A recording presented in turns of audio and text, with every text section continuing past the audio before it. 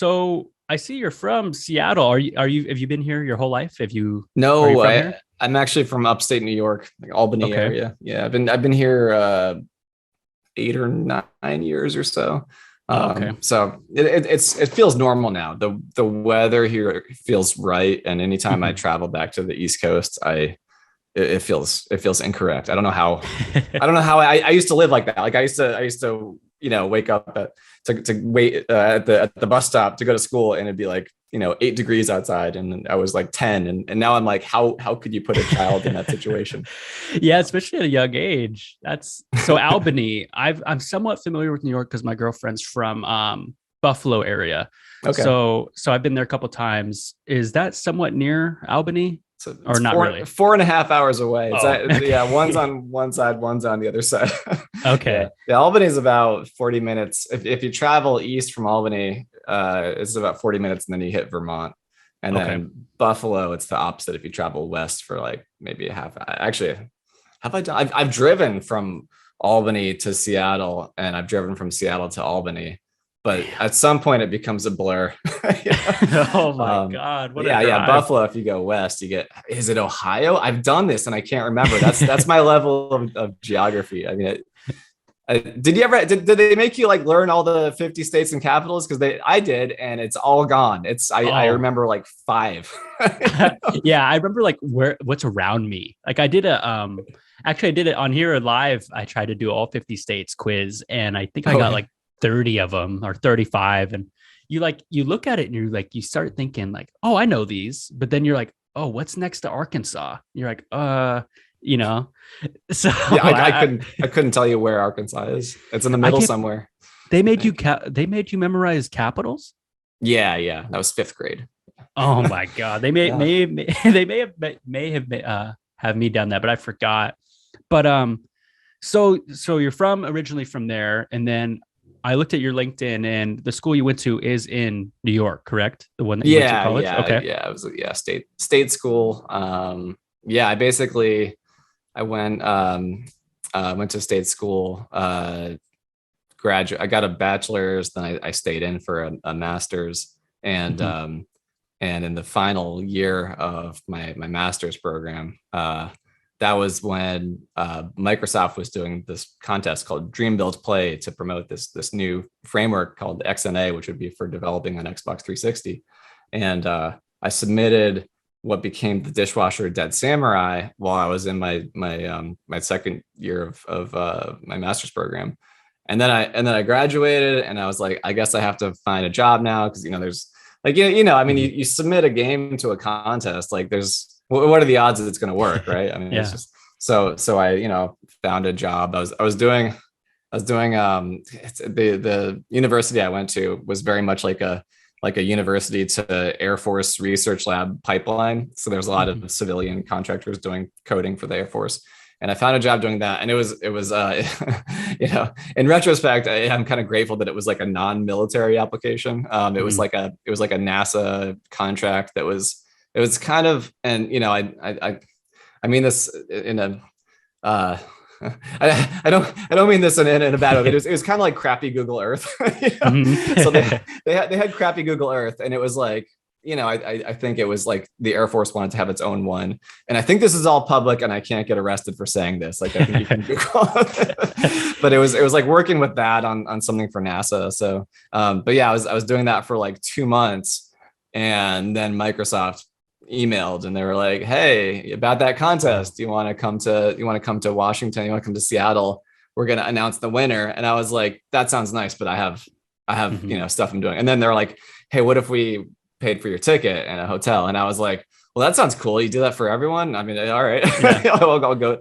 I still, until the actual evening of the event, I completely did not believe that the game won, even though they were very strongly hinting. But I just um, so yeah, I went to college for something, but it ended up being that, like, I mean, I went for computer science, right? But I Okay. went like to get a career, writing code, and it just worked out that the follow your dreams plan, like, it took off, the very last second, and I mean, it was once I started working, the 40-hour work week, I was leading up to that, my whole, from being a teenager in my 20s, I would always be like in school, and then all of my free time, I'd be like working on a game on the side, Mm-hmm. and the games were all crappy. They never took off.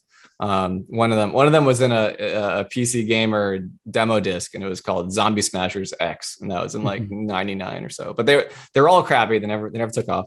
And but I had enough time where it was like, all right, you're in school, you're out of school, get your homework done. All right, work on your game. When I ended up getting the job at the Air Force Lab, I was just like, I have no time to do the hobby anymore. It's Mm-hmm. I have to kind of leave it. And so it just worked out that like, couple months into that, and the game took off, and then I've been doing that since. I mean, that was I founded that company in 2007, and that was 15 years ago. And Wow. I I keep reflecting on like, I'm not hireable anymore. But the company is successful, so I can keep making these games and live off of that, and I don't have to worry about being hireable. But like, you kind of take a trajectory, and I'm stuck with mine now, and I mean that's okay, but it's also like, just reflecting on being stuck with it is kind of weird. So the one that you won the contest on was is that game been released? I don't think Oh I've ever yeah, played the one that you've yeah. that one. That one I don't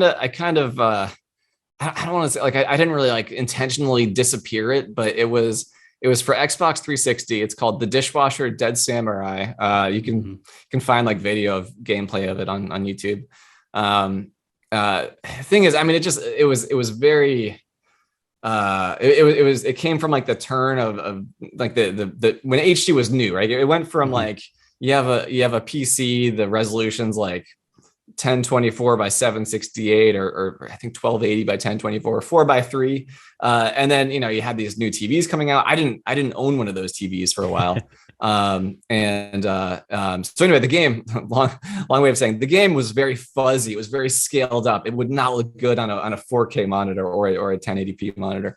And there were so many aspects of it. They were just visually icky, just, but it was a great experience, and I still get asked here and there to re-release it. There was a follow-up called The Dishwasher Vampire Smile, and that one is on Steam. And then the next game I did was called Charlie Murder, and that's on Steam as well. Okay. And made a game with zombies in it was Xbox indie games, and that is free on Steam.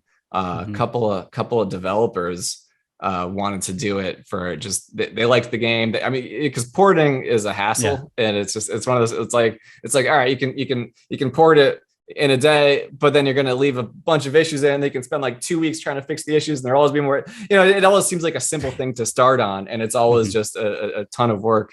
And but yeah, the two, I forgot what their names are, but the studio they released under is called Omniviolet, I think. And but yeah, they ported just like for fun, as a fun project, and then I didn't feel right about charging for their work, so it's like, all right, I'll just do it for free, and then everyone feels good about it. So that's sorry. That's yeah, no problem. Yeah. So yeah, that kind of segues into that. So I made a game with zombies in it. So that connection come from winning that tournament, like with Microsoft? Then you had like, hey, I have a couple games. How about, was that kind of how it ended up happening? That was from a point in my life where I felt unstoppable, because no, it wasn't. it was like so Dishwasher Dead Samurai, like it won the contest. I made a game with zombies, and it was like it didn't even release. I don't even think like the studio, because the studio that the name is Ska Studios, but it's just me. But I don't even think the studio name was in the marketing material, or there's no like splash screen when you start up. This is Ska Studios. It was just like this random thing that went viral, and there, I don't think there was, if there was a connection to Dead Samurai where people were like, oh, it's the same developer. I didn't see it. It was just I had two things that took off independently at the same time. And but zombies was really cool, and I never was able to match that success. I even made a successor called Time Viking, And that I was like, it'll work again. It did. Like no one heard about it. I probably should have like gotten a PR company to like try to signal boost it a little bit, because I just like put it out there and I was like, this will go viral too. It did. Yeah, I do that with like clips sometimes. I'm like, I'll just post this, it will go viral. Right.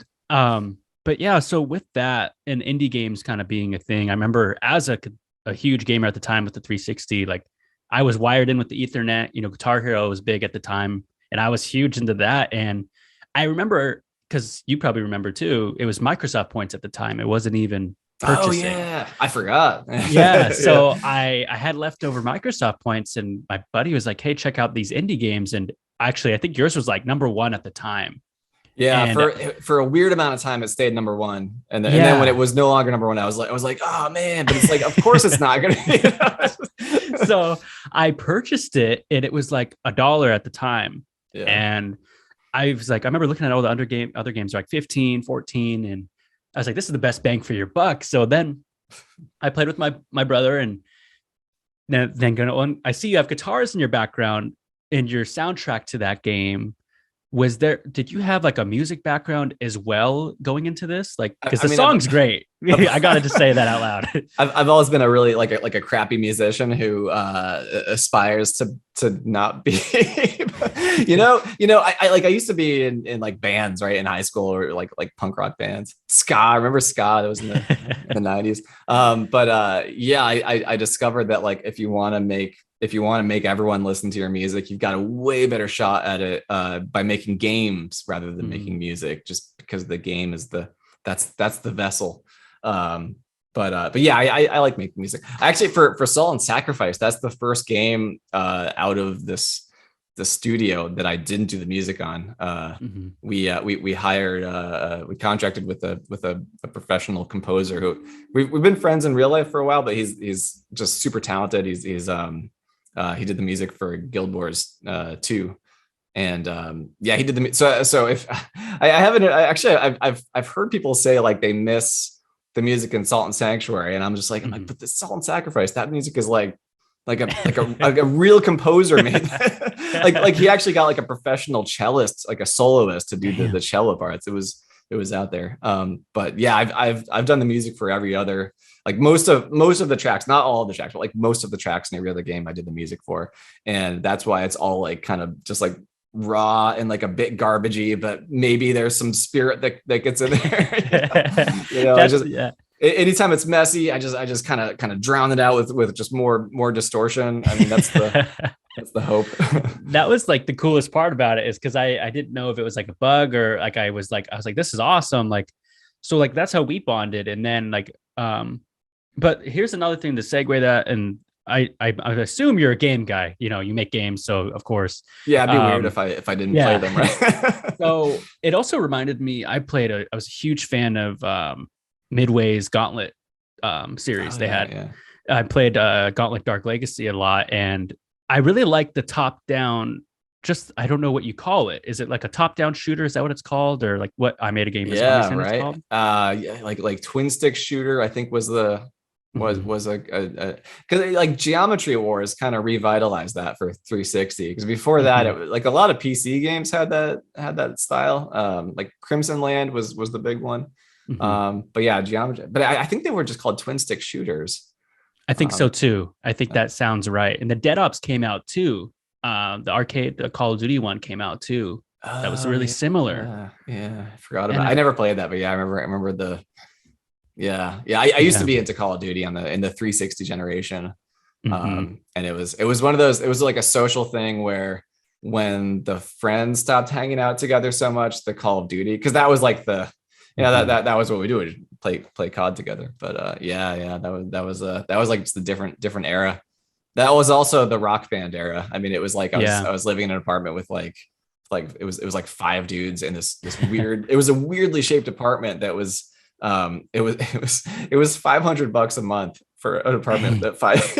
And this was in upstate New York, and it was like the shape of it was just like I don't know if it was 3 floors, like it went around weird, like it was shaped like a giant L, and it was connected. There were like storefronts. There was like a used car dealership in the front of it, and like a window store in the front, and there was a basement that led to, like, I don't know, like basements that also the window place used. So we would explore and we would be like, is this ours? Is this, like, what is this room? You know, all these weird rooms in it. It was a weird apartment, but it was so cheap.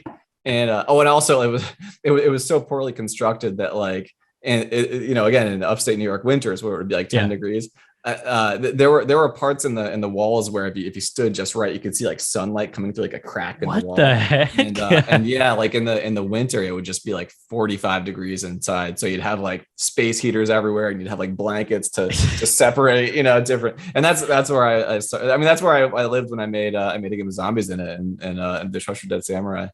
Did your buddies help you, like help with the game, help with the music at all? Or was it just kind of like, yes, actually that's how I got into just figuring out recording was one of my roommates had a whole recording studio set up. So I was using his studio, and some of the songs we collaborated a bit on, and then some were like, you know, me trying to figure, because you know, it's all his stuff, so it would just be like me, like, all right, I'm gonna try to use the stuff, and then, you know, breaking things, and just, I mean, hacking my way towards some sort of music by the end of it. But and I think for I made a game with zombies in it, I think that was one where I'd like record a whole track worth of drums just like recording drums, and then I'd go back and play bass over that track, and then go back and I never do that anymore. I just use digital drums for everything, because recording live drums is I mean, I like to think I'm like, I have good tempo, but it's not there. It's not close enough to you know, to production quality. It's, you know, I get excited, I go faster. I haven't played the drums in like a decade, but I used to love playing drums. I think the most drums experience I have is from Rock Band, to be honest with you. Like, I was the guitar guy though.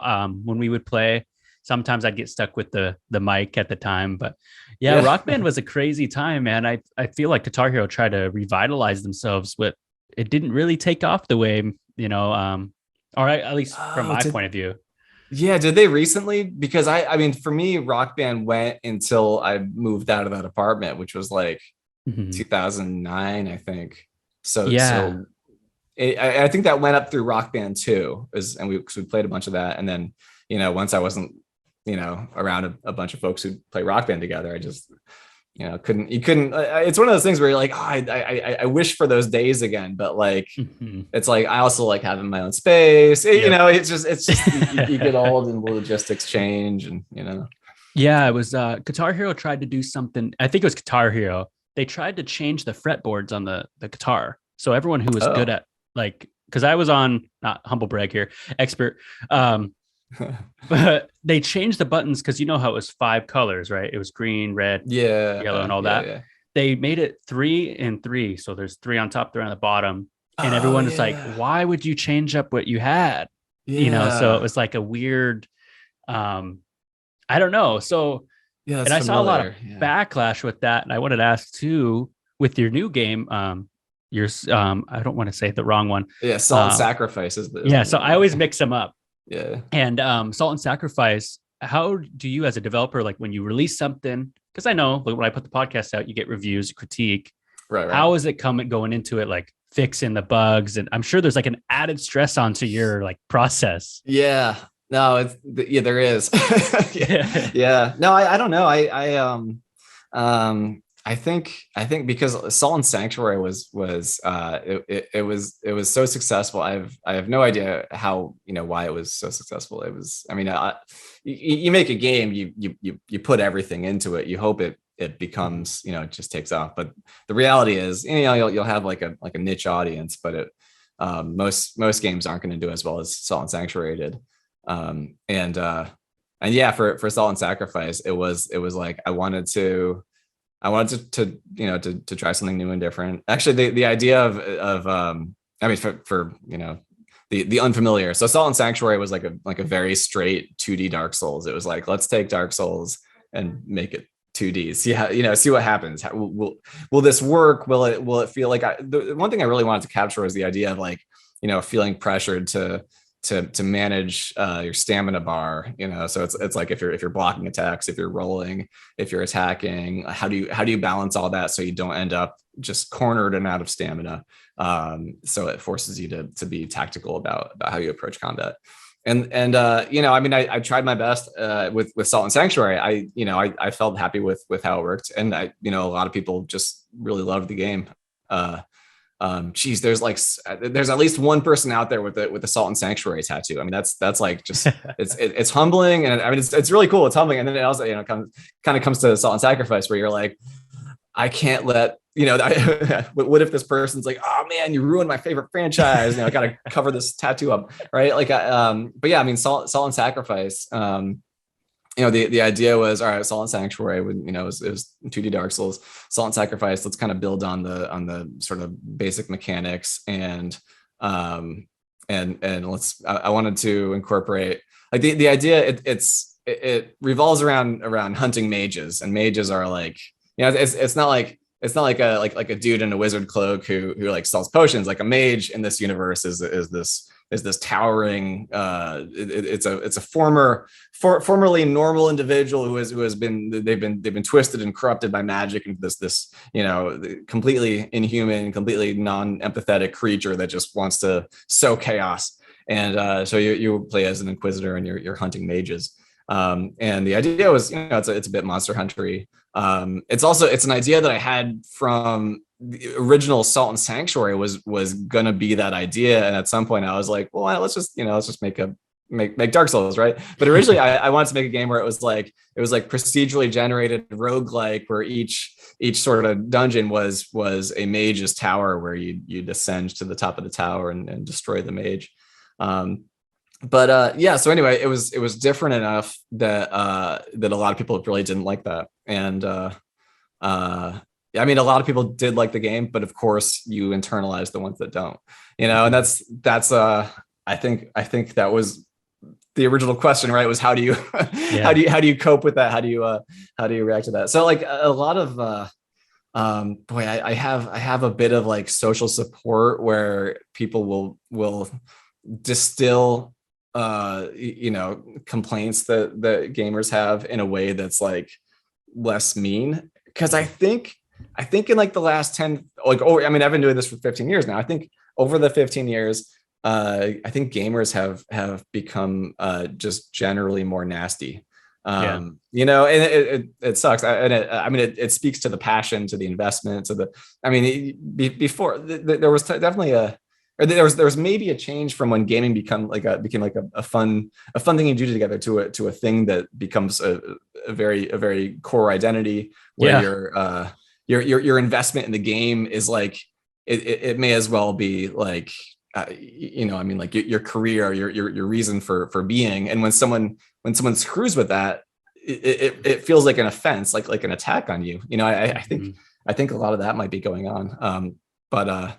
And I mean, I respect the passion. That's opinions, you can have them. A lot of the passion comes through in a way that like I'm just like, oh, this is I need to step away here. So a lot of it is like, if I can get someone to sort of distill the complaints into things that can be like, all right, the stamina isn't recovering fast enough. You always feel like it's you're out of stamina. Like let's look at that. Like if we had some farming materials, and that was one we got a lot of complaints was farming materials, because you have to farm materials to replenish consumables now. So like potions and ammunition you have to farm for. And like I was doing that thinking, you know what? Dark Souls was great, and then Bloodborne made you farm for blood vials and Quicksilver bullets.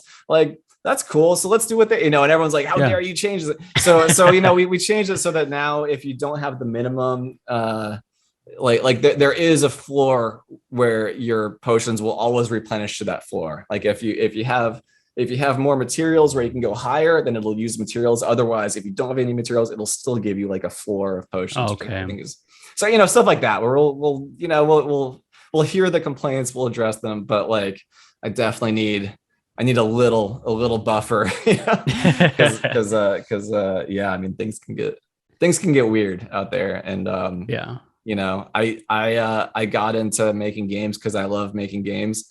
And I also have worked in, before getting into games, I've worked in like customer service capacities, like at Yeah. McDonald's. Yeah. Like my first job was at McDonald's. You have an angry customer and you're just like, I don't get paid enough for this. And anyway, like, you know, so when you get into making games and you also have to deal with angry customers, you're like, time is a flat circle, isn't it? I'm back, you know, I'm back fielding customer complaints. And, you know, I mean, that's, yeah, it's part of the gig. Yeah, But, that makes sense. Part of it. I know I was also a big Destiny fan when they first came out. They were big farming, like, you know, you had to farm metals and stuff like that. And I remember a part of it, I was like, man, I don't want to farm. But then at the same time, it's like, if you really like the game, they're gonna do it. And yeah, that was Destiny's. I mean, Destiny was so popular and so hated at the same time. And boy, Destiny 2, when that came out, that was same cycle. I remember Did you play? Kotaku. I did. I fell off of it. Yeah. I fell off of Destiny. When did I fall off? It was I after Forsaken. Okay. I remember doing a raid with a mech. I think that was the last or I think Last Wish was after the raid with the mech or Must before have been. I think I did did Last King's Wish. Fall. King's Fall, I think, was a raid I did, and then Forsaken, I think I did that.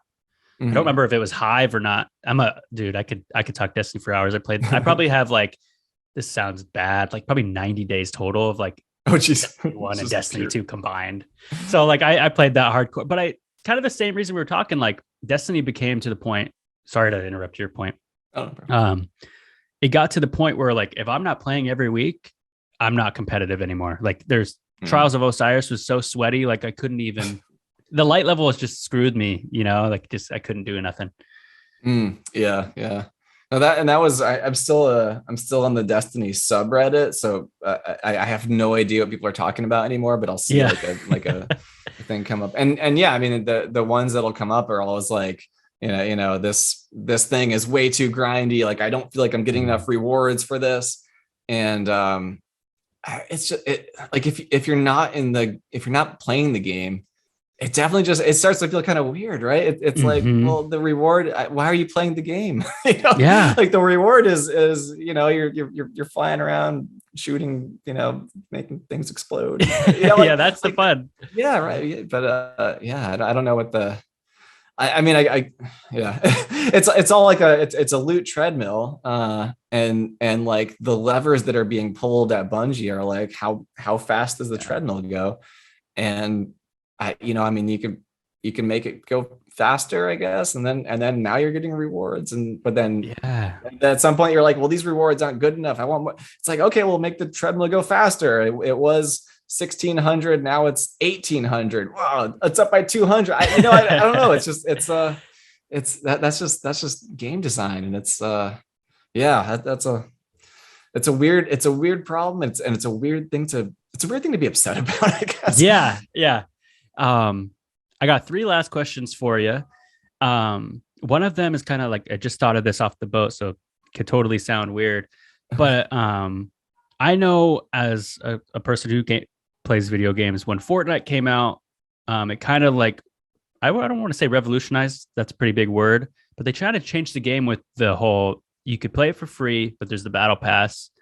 Did you ever, like, as a game developer, did you see like a big change in that? Maybe there's games before that I haven't heard of, but I know they kind of made it popular. Is there like a pressure now in gaming to make it kind of like a freemium game? Do you feel like that pressure as much? Like, I mean, not for the tier of game that I'm making, I guess. For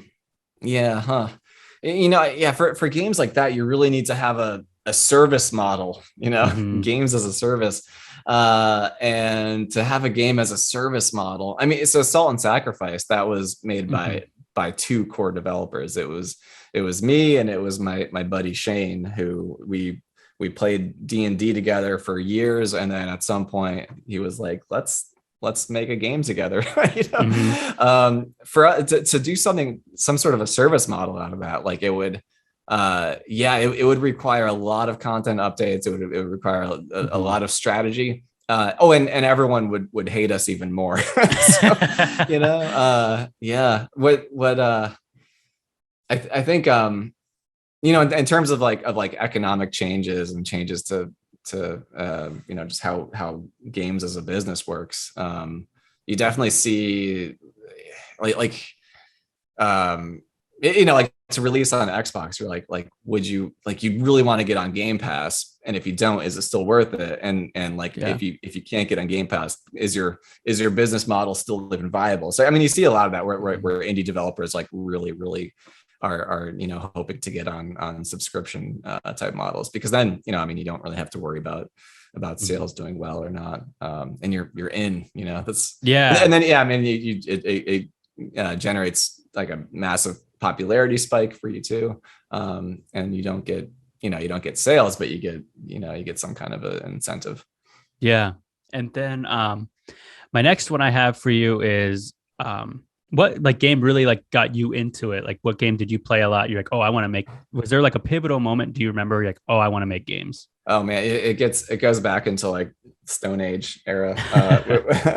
I think I mean I've always been like a creative type, so I'd love like drawing maps for like imagining, like I want to make like here's what I'd like the game to look like, here's a level, here's another level. When I was a kid, I was like, I think I should be able to like send all of this artwork to Nintendo and they'll make the game for me, right? Like that must be how it works.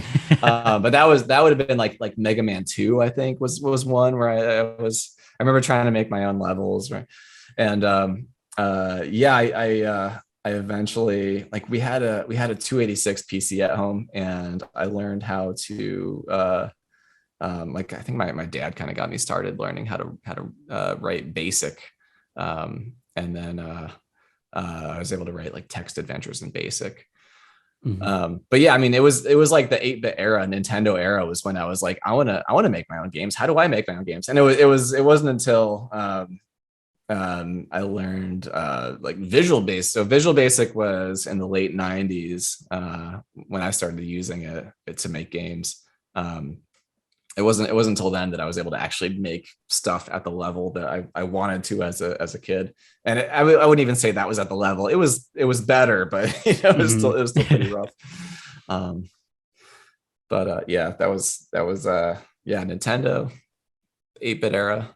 And a big part of it too was we had a Nintendo, and then my parents were like, "You're playing Nintendo way too much," and I wanted, and it was they only allowed me to play on weekends. So during the weekdays, it was okay to be playing on the computer if I was like learning how to program. So I wanted to play a game so badly. I was making games so I could play the game. And the stupid thing about making your own, text adventures is like, exactly, there's like no surprise at all. It's yeah. You want someone else to play it, like, but then it's like, hey, Mom, play this. And they're like, we got other things to do. You're like, or I don't know, maybe they did. But, I would make them and get my younger sister to play them, and then she actually learned how she would make a game that I would play. And I remember she made like a haunted house game where if you just chose not to go into the house, you won. And that was pretty, it's pretty clever for like a 10-year-old, right?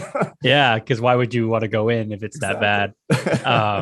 Yeah, and gosh, I could keep asking you questions for days.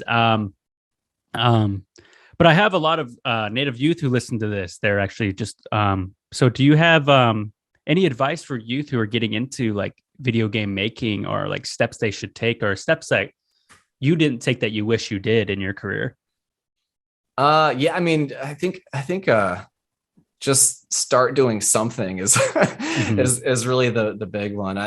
There are so many tutorials out there. There are so many free engines out there. The framework I use, I'm still using like an open source version of XNA, which is called Monogame. Monogame is trickier. You have to know everything about coding C# to do it. But I know Unity's got a bad rap lately, which is, I always think it's kind of funny because I've never really got on board with Unity. Although we do use a Unity layer for Salt and Sacrifice on PS5, PS4, but it's all built on a monogame engine. But Unity Godot, everyone loves Godot right now, which that seems pretty promising. Isn't Game Maker Studio? That's one. I haven't used.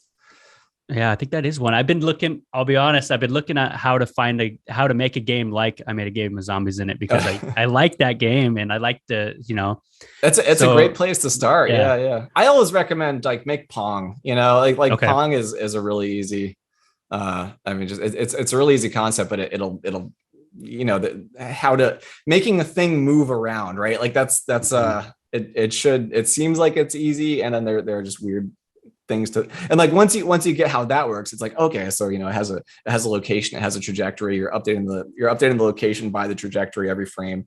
You're checking for collision, you're changing the trajectory when it collides, like stuff like that. Once you know how that works, you're like, all right, what if instead of a ball flying around, like it's a zombie moving toward the player, or it's a bullet moving toward a zombie, or and then you have the components to start building stuff. But yeah, I mean, the biggest thing is just start making stuff. Tutorials are a great place. If you just follow the tutorial and just do what it says, and then you'll have something, and you might not understand how it all works, but then you can start, tweaking values. It's like, if you follow a tutorial to make like a side scrolling, like space shooter, like how would you make it so instead of shooting 1 bullet, it shoots 3 bullets? Like, you can tweak things and figure out, and then you get a better handle on how the changes you make impact the gameplay. And yeah, I mean, it's eventually it'll start to feel pretty normal, and you get more adventurous, and you just keep building from there. And if you're doing it to try looking for like a job in the industry as opposed to making your own stuff, from what I hear, everyone loves portfolios. So anything you make, that always adds to your portfolio. So it's either personal practice, or it could end up in your portfolio. But yeah, the main thing, the greatest thing you can do to get closer is to just make stuff. That's awesome. Well, thank you so much for this interview. Yeah, my pleasure. Thanks for having me. Yeah. Is there anything you want to like plug, or anything you want to like say what you're up to next, or your upcoming projects to end the show? Oh, but yeah, I mean, nothing. I mean, we're still supporting Salt and Sacrifice, which is out now on PlayStation 4, PlayStation 5, and PC on the Epic Game Store. Yeah, I mean, I'd love to. It'll be a while before we have something like a new game, like a whole new game. But we're gonna keep working on Salt and Sacrifice, and we haven't announced like what that work looks like, but I think it's pretty cool, and it's pretty fun to keep kind of like adding content to it. So awesome. Yeah. Thanks for having me though. It's been great. Yeah. And then do you have socials people follow you at? Yeah. I only use Twitter. I have an Instagram that I haven't updated in so long. But yeah, on Twitter, the company is Ska Studios. And actually the company that Shane and I formed to publish Salt and Sacrifice is called Devoured Studios, but like that's another sort of unoperated social. But yeah, I think it's just Devoured Studios is the actually I might be like I said, we don't really use it. But yeah, Ska Studios, SKA Studios is the Twitter. And then my personal Twitter, it's James Zilla, but with 1 L. Okay. Yeah. All right. Well, I'm going to stop the recording, and then I'll talk to you after real quick. And then, yeah, thanks again. Yeah, thank you. All right. Let's see.